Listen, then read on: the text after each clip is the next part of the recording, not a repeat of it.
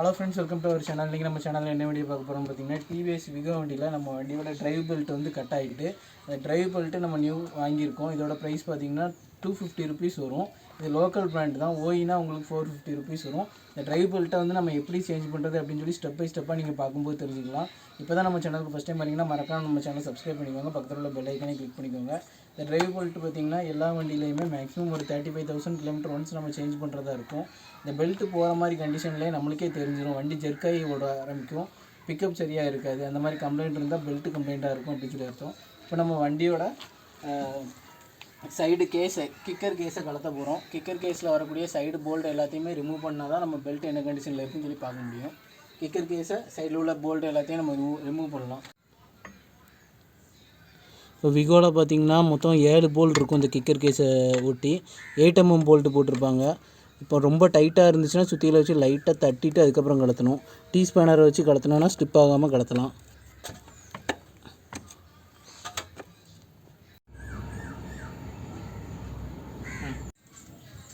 இப்போ பார்த்திங்கன்னா நம்ம 7 போல்ட்டையும் நம்ம கலத்தியாச்சு. இதிலே பார்த்திங்கன்னா செல்ஃப் மோட்டருக்கும் ஏர் ஃபில்டருக்கும் மட்டும் லாங் த்ரெட்டு கொடுத்துருப்பாங்க. அதை பத்திரமா நம்ம வச்சுக்கணும், மார்க் பண்ணி வச்சுருக்கணும். இப்போ வந்து கிக்கர் கேஸை வந்து கலத்துறதுக்குன்னு பார்த்திங்கன்னா நம்ம கிக்கரை ஒரு பக்கம் பிடிச்சிக்கணும். இன்னொரு பக்கம் பார்த்திங்கன்னா இந்த மாதிரி ஒரு சின்ன ஒரு பாயிண்ட் கொடுத்துருப்பாங்க. இதை பிடிச்சி இப்படி ஷேக் பண்ணாலே நம்மளுக்கு ஈஸியாக அந்த கிக்கர் கேஸ் மட்டும் தனியாக வந்துடும். இப்போ பார்த்திங்கன்னா பெல்ட்டோட பீஸு கட்டாயி அப்படியே இருக்குது. பெல்ட்டு கட்டாயிட்டுன்னு தெரிஞ்சுதுன்னா அதுக்கப்புறம் நம்ம வண்டியை ஓட்டக்கூடாது. திருக்கி போய் இருக்குது, ஜாம் ஆயிரும். இந்த கேஸ் உடஞ்சிதுன்னா திருப்பி ஒரு வேலைக்கு 2 வேலையாயிரும். இப்போ நெக்ஸ்ட்டு வந்து நம்ம கிளச்சு ஷூ கேஸையும் அதே மாதிரி செல்ஃப் மோட்ரு சுற்றக்கூடிய இந்த வீலையும் கலத்திட்டோன்னா நம்ம பெல்ட்டை சேஞ்ச் பண்ணிடலாம். நம்ம 2 வீலரில் எப்படி செயின் ப்ராக்கெட் சேஞ்ச் பண்ணுறோமோ அந்த பர்டிகுலர் கிலோமீட்டர் ஒன்ஸு, அதே மாதிரி நம்ம ஸ்கூட்டிலையுமே நம்ம டிரைவ் பெல்ட்டை சேஞ்ச் பண்ணிட்டோன்னா நம்ம எந்த இடத்துக்குனாலும் பயம் இல்லாமல் போகலாம். இது பேர் தான் கவுட்டை. இந்த கவுட்டை எதுக்காண்டி அப்படின்னா நம்ம இந்த பெல் ஹவுசிங்கை லாக் பண்ணுறதுக்கு. இதை லாக் பண்ணால் தான் நம்ம 17 mm போல்ட்டை வந்து லூஸ் பண்ண முடியும்.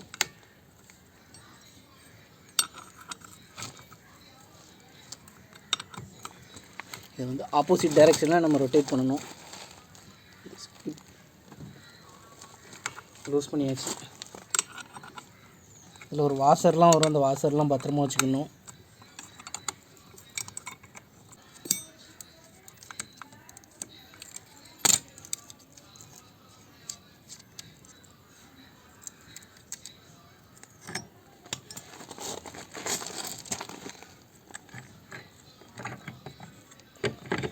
பெல் ஹவுசிங் கலத்திட்டு கிளச்சு ஷூவை அப்படியே கலத்திடணும்.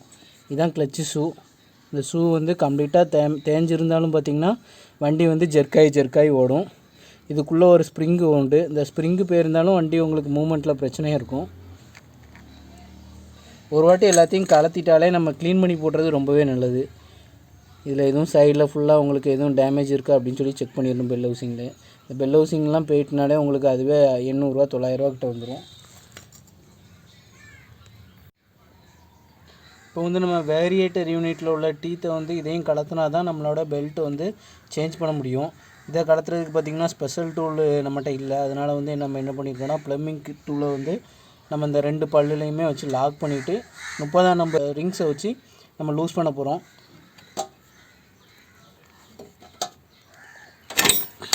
ஒரே இதில் லூஸ் பண்ணிடணும், இல்லைனா லூஸ் பண்ண முடியாது. இப்போ இந்த வேரியேட்டர் ரோலர் யூனிட் வந்து பார்த்திங்கன்னா த்ரெட்டு வந்து இது உள்மறையாக இருக்கும். அதாவது நம்மளுக்கு வந்து இப்படி இருக்கும்போது ரைட் சைடு நோக்கி தான் இந்த த்ரெட்டை வந்து திருக்கினா தான் இது ஓப்பன் ஆகும். லெஃப்ட் சைடு திருக்கினா லாக் ஆகும். ஆப்போசிட் த்ரெட்டு எதுக்காண்டி இப்படி கொடுத்துருக்காங்க அப்படின்னா நம்ம கிக்கர் அடிக்கும்போது இது லூஸ் ஆகிடக்கூடாது அப்படிங்கிறதுக்காண்டி தான். ஏன்னா கிக்கர் வந்து இந்த இடத்துல தான் அந்த பல்லு போய் பிடிக்கும்.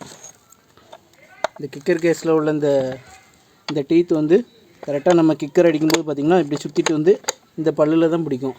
அதனால தான் இது ஆப்போசிட் த்ரெட்டாக கொடுத்துருக்காங்க. அதுக்கப்புறம் பார்த்திங்கன்னா ஒரு வாஷர் வரும். இதுவும் பத்திரமா வச்சுக்கணும்.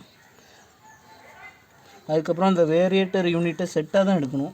அதுக்கு பின்னாடி இருந்தே நம்ம எடுக்கணும்.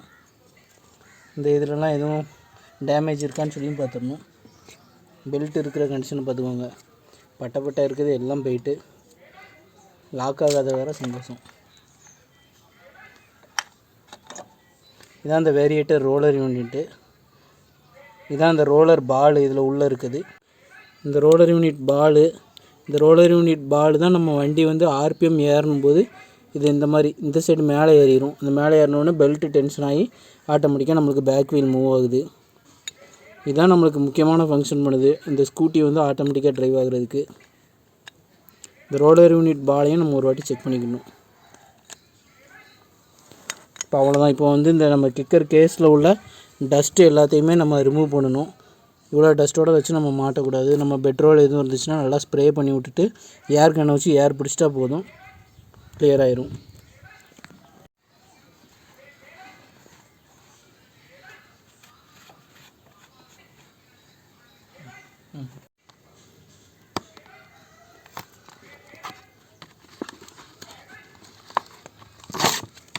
இந்த பெல்ட்டெல்லாம் ஃபஸ்ட்டு என்ன பண்ணுவாங்க அப்படின்னு சொல்லி பார்த்தீங்கன்னா, நம்ம இன்ஜின் ஆயிலுக்குள்ளே நல்லா ஊற போட்டு அதுக்கு அடுத்த நாள் தான் மாட்டுவாங்க. இப்போ நம்ம டேரெக்டாகவே மாட்ட போகிறோம்.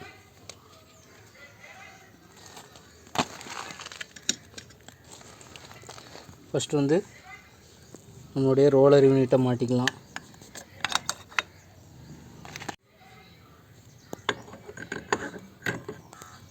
கிளச்சு ஷூவை மாட்டிக்கலாம்.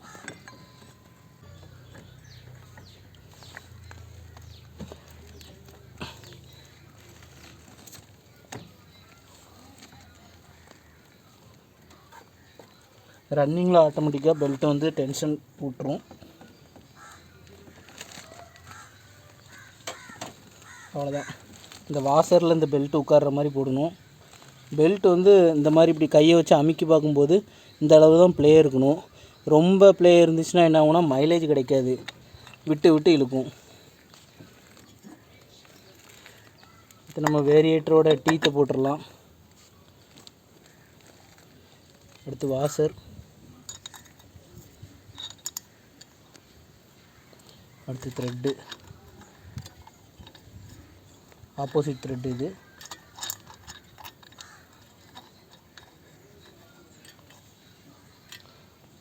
திருக்கும்போது லெஃப்ட் சைடு பார்த்து திருக்கணும்.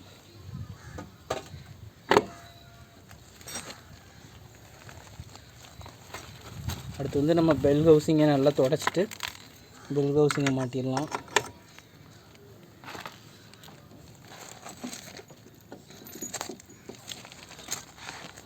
அடுத்து வந்து பெல் ஹவுசிங் வாசர் 17 mm போல்டு போட்டு டைட் பண்ணிடணும். அதே மாதிரி 30ஆம் நம்பர் போல்டு கிக்கர் பல்லில் வரக்கூடியது, அந்த போல்ட்டையும் டைட் பண்ணிடணும். வண்டியை நம்ம ஸ்டார்ட் பண்ணோன்னே பெல்ட்டு ஆட்டோமேட்டிக்காக அந்த டென்ஷனுக்கு ஏற்ற மாதிரி அதுவே செட் ஆகிடும்.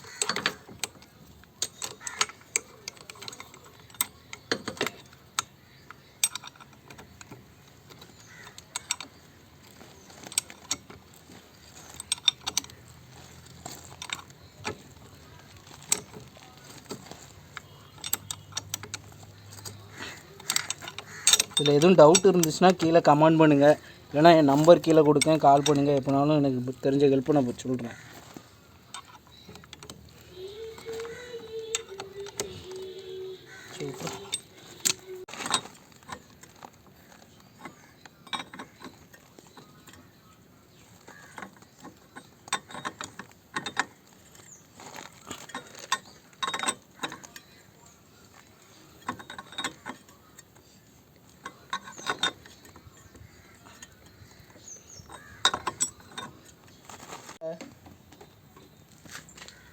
ஃப்ரெண்ட்ஸ், ஃபைனலாக நம்ம வண்டியோட பெல்ட் எல்லாமே மாட்டியாச்சு. வேரியேட்டர் யூனிட்டு ப்ளஸ் பெல் ஹவுசிங் 2 போல்ட்டையும் நல்லா டைட் பண்ணிவிட்டு இப்போ வண்டியை ஸ்டார்ட் பண்ணி பார்க்கலாம்.